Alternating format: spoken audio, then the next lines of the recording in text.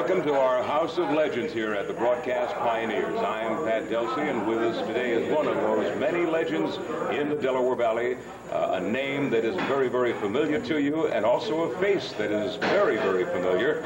He is, of course, the voice of WIP in its heyday. He's also the voice and the face of KYW, Channel 3 in Philadelphia. He's the guy that lets you know how you have to dress to go out to work, or maybe for play later on in the day. I'm talking about Tom Lamaine. Tom, welcome to the Broadcast Pioneers Pipeline. Thank you, Pat. Good to have you with us. Yeah. Now, today, as a matter of fact, as we're recording this, we just completed a luncheon where we honored the men of WIP. And we had, of course, Wee Willie Weber, who is from WIP then, WPEN now, Dean Tyler, who was from WIP then, WPEN now, and of course Tom Lamaine also. Nat Wright was also there, and Tom Moran. But for the most part, we had Tom Lamaine stay with us for a few seconds to talk about a very interesting career that goes way, way back. I think to the Shore, I guess, was the first area where you, or was it in Delaware? No, it was Atlantic City, New Jersey. You're a native of Atlantic City, right? Broke my arm playing football, first game of the season, and the station that was doing our games, I was 16 years old, needed a spotter. So the coach sees me sitting on the bench with my arm in a sling. I was out for the season, and I said, "Lane, go up there and do whatever they need you to do in the broadcast." Well, you knew all the players, so you could yeah, very easy, right? So and actually, later on, you wound up doing sports on. That's how I started doing sports, and it eventually became a part-time job for me at the station. But I broke my arm playing football, and you know, I fell into it, Pat. And had you thought of broadcasting at all, or was that 16 years old? Yeah, you didn't know what you wanted to do. No idea, but then I found a good modicum of success, even in my teenage years, because that summer they invited me to take a summertime shift at the station playing music. From playing music, I got into record hops and helped me get through. What was the station? It was WMID, and then it became, and then I went to W. When I got out of the service, I went back to Atlantic City.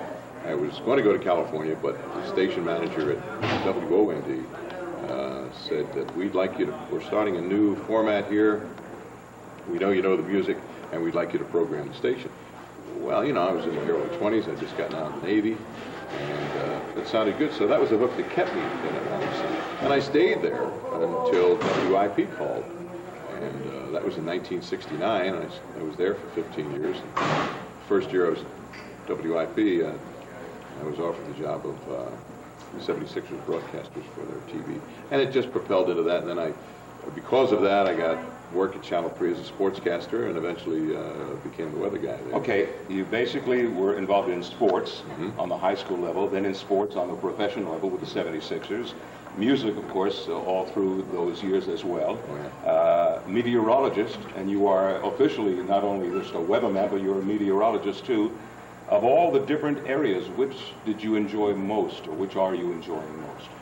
Well, you know, because the main thing, Pat, is that I was able to do what I wanted to do, and I enjoyed what I was doing. So whatever I was doing at the time, it was the best. It was what I wanted to do, and therefore it was the best at that time. For instance, I had a choice in 1985 whether I wanted to continue doing sports or take a job as a weatherman at Channel 3. They had let me do weather occasionally because they knew I was a pilot in the Navy, and I filled in every once in a while. But didn't you have to one time do it off the cuff at the spur of the moment because a sports guy didn't show or a weather guy didn't show? Well, the first time I did weather, I had just completed the 6 o'clock sports, and the news director came in and said, "We need you to do the 11 o'clock weather." And I thought he was kidding. He said, "No, we just sent Joe Whitty down," who was the guy at Channel 3 at the time, the meteorologist at the time. Sent Joe down to cover Hurricane David, and we really want a weather presence on the 11 o'clock news. And I was already preparing my 11 o'clock sports. I mean, I had already assigned myself to the 76ers game that night, and I was going to have the lineup all set up. But he was serious, and that was the first weather cast I had ever done, and it came on the heels of doing the 6 o'clock sports that night.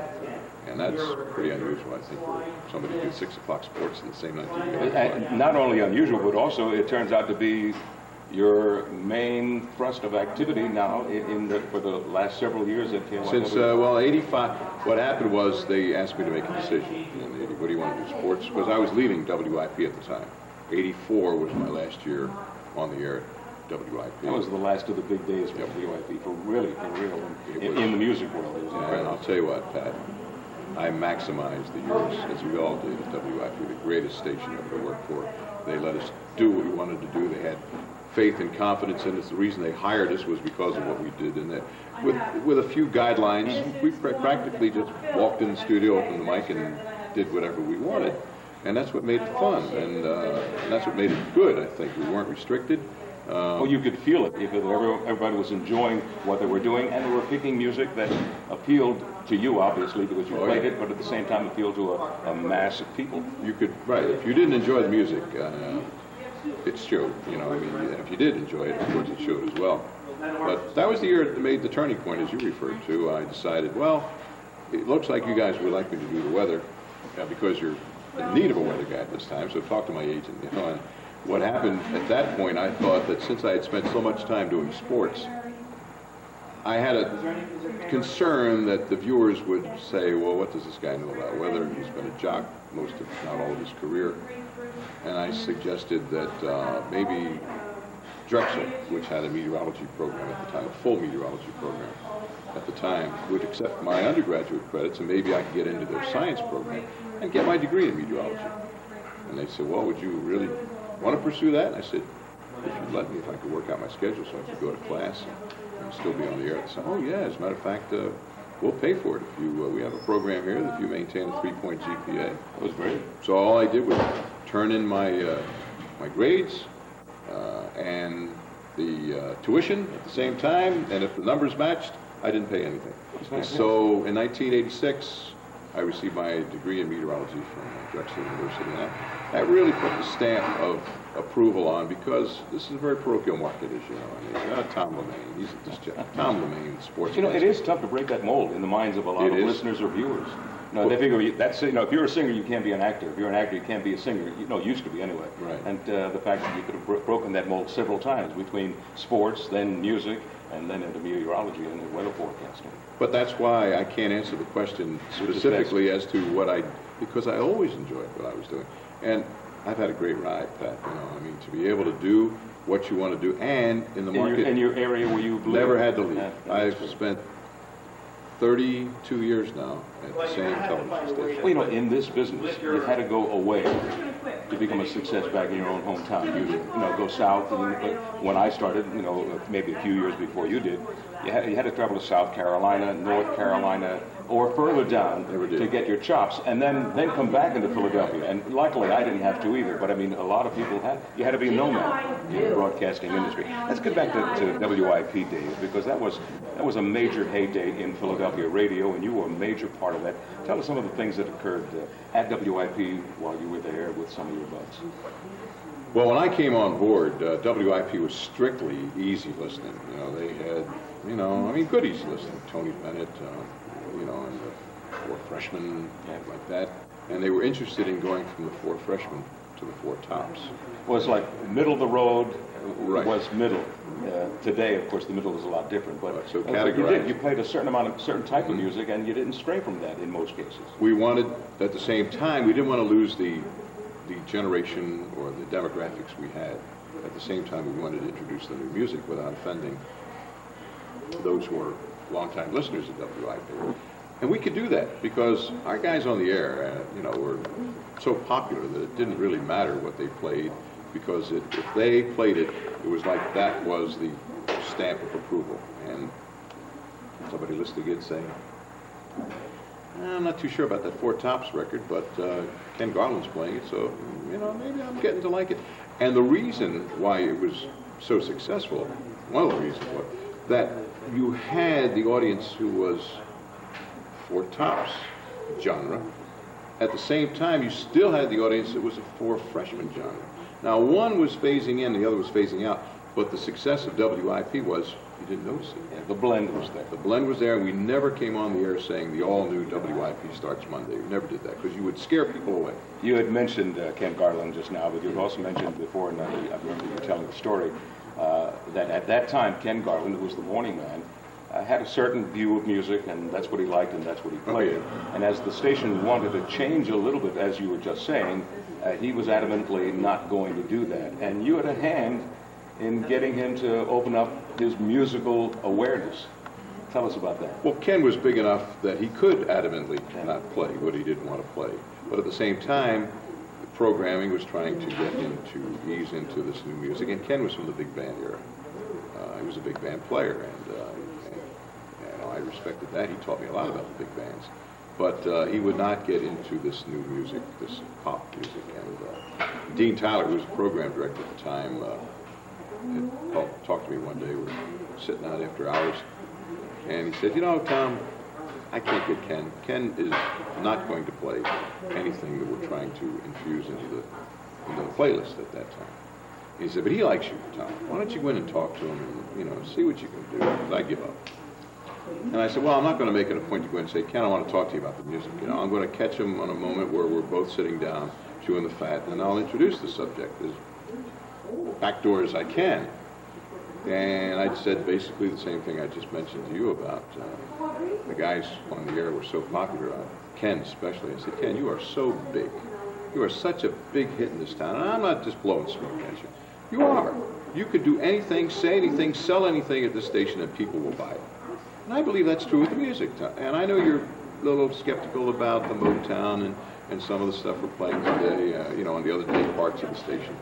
But I'll bet you that if you played something that you swore you wouldn't play, you would not lose a listener because you're Ken Garland. And if you were playing it, that was good enough for them. The listeners said, Ken's playing it, that's fine for me. They might learn to like it as well. Exactly, and you would be getting another generation to hook on to you at the same time you weren't losing the other generation.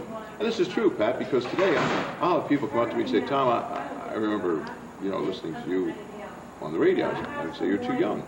No. My mom and dad had it on, but I was listening too because that's the station we had on. In the kitchen, wherever it was, we had it on our way out to school or something. So we had two generations, and that's what we were trying to do at WIP. So Ken said, well, you know, I really don't know where to start. And I said, well, you know, there's some pretty good stuff out there, Ken. It's not really what you might think is harsh or too smacky or maybe even offensive in your way of thinking. Yeah, well, what do you think? What? Just, you know, okay, fine, as long as you suggest. How about, you know, Motown has a lot of good music out there. Yeah, but a lot of it, you know, Marvin Gaye and sometimes, you know, Supremes are okay. Yeah, I said, but listen, for instance, pretty song, My Girl by the Temptations.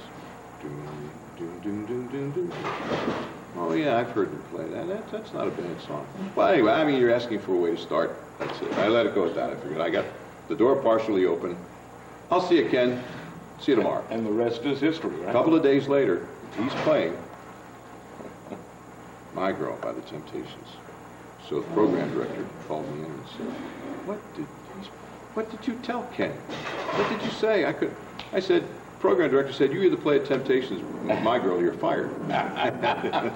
But it's amazing how sometimes a person is so stubborn in his way or her way that they won't make a change, and you subtly got it in his mind, at least, because he had to see down the line saying, if I stay this way, I might be out of existence. So it turned out that started something which allowed him to be on years later on WPN too. You know, the popularity just it helped. On. You're right. It helped Ken as much as it helped the station for him. But it was a back pat on both ends. But Ken was big enough that he really did. But I think that he I don't think he played it out of fear, but I think Ken was of an awareness of music that he realized, well, you know, when swing came in, it wasn't very well accepted too, you know, and everybody was against it. That, you know, right, the swing kids, the parents didn't care for swing. Exactly. So I think, and that's eventually the way his thinking was. That well, you know, I was in that position one time, and people said the swing music's terrible, and a solo singer coming out of a band and singing, when, you know, that was pretty bizarre back then, and I mean, that's how Frank Sinatra really. And then I think a lot of what you're saying is true too, but also the fact that he reflected back on this and then started to realize that, you know, some of this current music isn't that bad. But sometimes if somebody doesn't kind of turn a little note toward that situation, if that conversation had not happened, he might not have gone into that direction, and maybe sooner or later, Or if the IP conversation- says, well, we have to move you up, we have to put somebody more permanent. Well, I don't think that was ever going to happen because Ken was so big. Maybe. I mean, I don't know. But I think the fact that it wasn't a hard sell, you know, we started talking about music, and like Dean said, you know, Ken and I got along very well, and he would be open to me as much, if not more, than he was with a lot of, because Ken was kind of into his show, and I think a lot of that was... Movies and music. Right. I think a lot of that was because that was his niche, and he didn't think that anybody else would appreciate the fact that that was his niche, and that's all he really was into at the time. And when I started talking to him about bands like Benny Berrigan, you know about Benny Berrigan? Oh, yeah, I found that out from John Paul Weber. You know, and I would learn, but you had to. I mean, through the years, I don't think there's much music that I don't like. I kind of agree, because I grew up in the same vein, and I was there when big band was still there, and then as it turned, the band singer, instead of just getting up and walking to the microphone for a little piece and then sitting down again, the band singer became a the star. major item in front of a band, and the band was the background after that. And then rock and roll, I remember playing Sinatra in the afternoon on the show that I did, Delsi's Digest, from say 5 to 6, and then at 7 o'clock I played spirituals. At between 8 and 11 I played R&B, and then between 11 and midnight I played R&B. rock and roll. And, you know, it was a R&B, progression. you mean really black? I mean, yeah. Yeah, that's what it meant to be. See, back then... Rhythm and blues was basically the spirituals Yeah. turned inside out. They would take a spiritual in those days and change the lyric. You know, I've got a woman way crossed on, she's good to me. I've got Jesus, you know, he's good to me. It was literally a spiritual with a lyrical change, same rhythm, same beat, and it became rhythm and blues. But when we look about now, it's hard to believe that stations boycotted that type of music. Yeah. And I was seeking it out. I wanted... Well, the young people did. We had for example, we played the R&B. It was underground for the most part in the Philadelphia marketplace in those days. I'm talking about in the early 50s. So R&B was underground. Only 2 or 3 stations played R&B, literally. And then, But I didn't want the cover version. These were the original, right? I didn't want the white cover Yeah, version. I wanted to hear the original, because when I was stationed down south, I went to flight school in Pensacola, which is really southern Alabama, and I got to appreciate some of the artists like Blind Levin Jefferson and Lead Belly and Jimmy Reed. Jimmy Reed was my favorite. I drove 100 miles one night to see Jimmy Reed play, and people, when I come back up north, and I would tell them who I saw. Who? Say, who is it? Who are these Yeah. guys? And I Well, they wanted- couldn't get distribution. They couldn't get promotion in other than a very specified field area. But and a classic example. I mean, if you're trying to relate to this, Little Richard, you know, you want to hear Pat Boone sing Tutti Frutti, or do you want to hear Little Richard sing Tutti Frutti? And if you've ever seen Pat Boone and you've ever seen Little Richard, you're in for a real good show when you see Twain Little will Richard. never leave. Oh yeah. But Fats Domino, the same thing. Ain't Yep. that a shame? Pat Boone, you know, copied it word for word, kind of a situation. Because they knew that it's a good song, it's a good record, but if it's done by a black artist, it's not going to be played, so I might as well take advantage of recording Yeah, it. it wouldn't be played and it wouldn't sell. Would not So sell. you went from the Imperial label, which was a small knit type label, not nationally distributed, and Dot Records at that time was a monster label across the country. So Pat Boone was going to sell 1 million, even if Fats Domino's version became even more popular, other than within a certain circle of underground Sure. people, it would only sell so much. Let's get into today. As a DJ, I don't think did you do a morning show at any time? Most of the time in the afternoon. Most of the time, with my last shift at WIP was 1 to 4. Yeah, so how did you get accustomed to getting up at 3 o'clock in the morning to do the morning weather as you've been doing for how many years now? Almost a dozen years, 10 years now. And I enjoy it. For a couple of reasons. First of all, I enjoy having the rest of the day off. So I can hang out with you here, and I don't have to look at my watch and say, oh, I got to be at the studio in about a couple of... Once I'm done for the rest of the day. I have control over my day, and I really have control over my night. If I'm going to be out at night, I chill out in the afternoon, get some rest, and enjoy the evening. That's one reason. But equally important, I really believe that the future success of broadcast television is in the mornings, for a couple of reasons. First, you really have... They need you. Well, it's a service. Yeah. And morning drive on TV is quite similar to what morning drive to radio used to be. But you don't really have that much competition from cable in the morning. People want to hear the. Second, you really don't have people who can get online and get their information because they can't sit, but they can catch the little cube TV and They're having breakfast in the bathroom, hanging from the shower now they have TV, or in the kitchen, running through their bathroom, whatever, bedroom, they're catching, and that's what we do. We do 15-minute snippets, news, weather, traffic, sports, news, weather, traffic, sports, and we really feel like we have a different audience every 15 minutes. We present it in a different fashion, but it's basically the same information you're looking for. And I also believe that broadcast TV will succeed that way simply because it is local news in the morning that people haven't heard yet. They're just getting up overnight. Something that most people are watching us at 5 in the morning certainly weren't up for the 11 o'clock news. And by later on in the day, either during their break or when they get home, they're right there punching up the World Wide Web, getting the information they need. But in the morning, they get up and they say, wait a minute, did I miss something? I really don't have time to go online.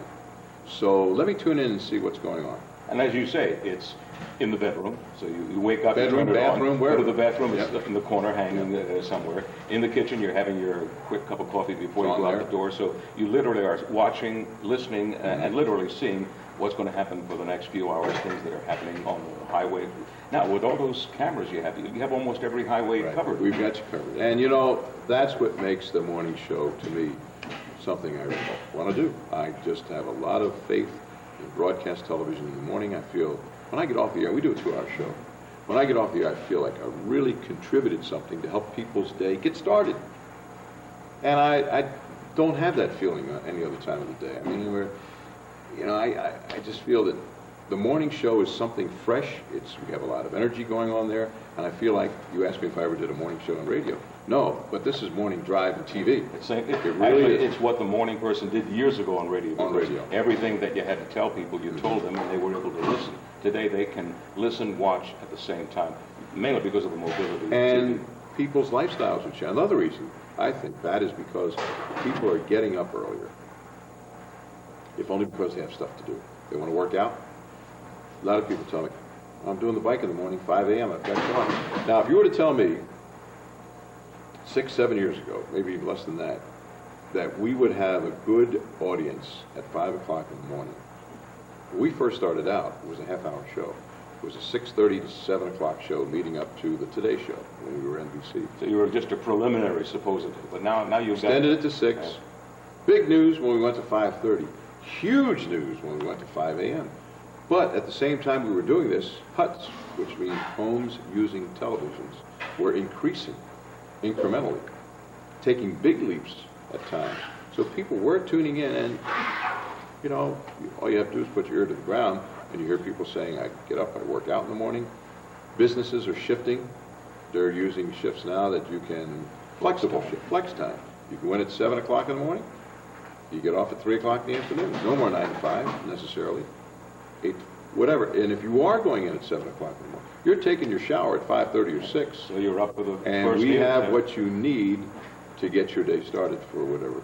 Well, it's obvious that you're enjoying what you're doing, and it's also very obvious that you've enjoyed everything you've done in broadcasting Right. over the I years. have And been aren't we very kind of fortunate. lucky to do something that we really like, Fortunate. and that somebody will even pay you for it? Yep, I always have felt that way, Pat. I've always come into this business by way of the back door. You asked me earlier, well, you know, did you want to do this? When I was 16 years old, I didn't know what I wanted to do. I mean, at 18 years old, you change your mind 3 or 4 times. You know, you don't really settle in. Some people never do. But it was something that evolved from me. And you know, one of the things, in addition to the fact that I've always worked in this market, 32 years at one television station. And That's very unusual right off the bat. and I've never, ever sent an audition tape. Isn't that something? Never. I've never, You're one of the luckier ones. never sent a resume out. I mean, everything, that's how fortunate I've been. It's just evolved. Somebody heard me here. Somebody saw me here. They thought I would.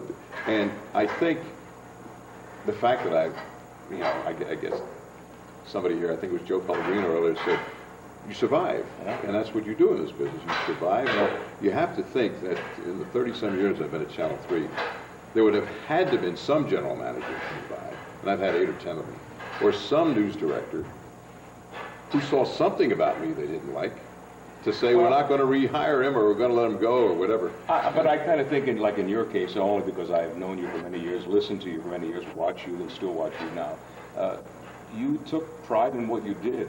So whatever you were doing it as good, if not better than a lot of other people. And I think that is in your favor, where somebody's going to come in and they're going to find something there that they feel is value to them, as opposed to finding a few negatives. There's a lot of guys, though, Pat, that have been shown the door with their pride, you know. And the broom sweeps almost everybody out many times. Yeah. And I've seen a lot of dedicated people, and a lot of people I wondered why were let go, because I thought they were pretty good. But a long time ago, I quit trying to rationalize the decisions that are Do your stuff and hope that it works. You know, you mentioned about auditions. I took 3 auditions in my life. The first 2 were before I got a job, and the third one was the first job that I got in broadcasting. But the first audition I took was down in your neck of the woods.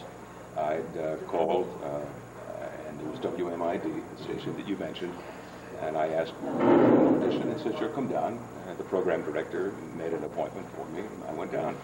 So I go into the station, and I said, I'm here to see Mr. Al. And I know you know him for many, many years. Mm-hmm. Al was the program director at the station at the time. And so the receptionist says, okay, go out the door and go down the hallway. And he, out the door at the end of the hallway, he's out there. And I go down the hallway, it's like June or something, July. In those days, you try to get a job down the shore in the summer. But your better shot was in September when whoever was there was leaving. There might be an opening. So anyway, it's summertime, and I walk down the hallway through the door out to the pool area of the Brighton Hotel. Brighton Pool Party. And there's Al with a cabana outfit on, okay, a bathing suit and the top, sitting under an umbrella at the table. His engineer was on this side of the table. He's on this side of the table, and he's doing a DJ show. And I said, that's what I want to do. Yeah. No, I mean, this is my life. This is what I dream of wanting to do in my life. And it was a funny situation because that's work. I did that show. I did that show. Oh, the afternoon show at the pool. Brighton Pool Party show. Al Owen passed away, but the pool party show at the Brighton continued. They kept that contract up. And I remember I was there with my firstborn, infant. Terry was just a little baby. And one of the guests that I had was Delsi. She was appearing at the Hialeah Club in Atlantic City. And she went bananas over little Terry. Oh, and you bring her to work with you, and I keep her out of the sun and everything like that. And the next day, a huge bear, you know, one of those big, from Delsi came, and that was Terry's first gift. I mean, she was only a couple of months old at the time, but that was at poolside. And when you worked down the shore, you had an opportunity to do a lot of those. I did one for the Diamond Beach Club in Wildwood. I was only on 2 or 3 hours a day by the pool.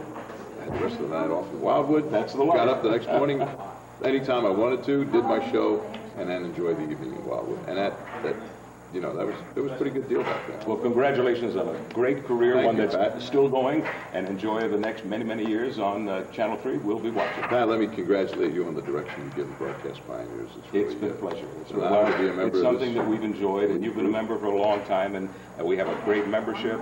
But it's good to have these guys recognized. Oh, absolutely. And this thing is so nice because this has become the archive of broadcasting in Philadelphia. Best website there is. Got that? Okay. The best website there is. Anything you want to know about broadcasting in this town, you go to the broadcast. One of the best in the business and going strong still now and for many years to come.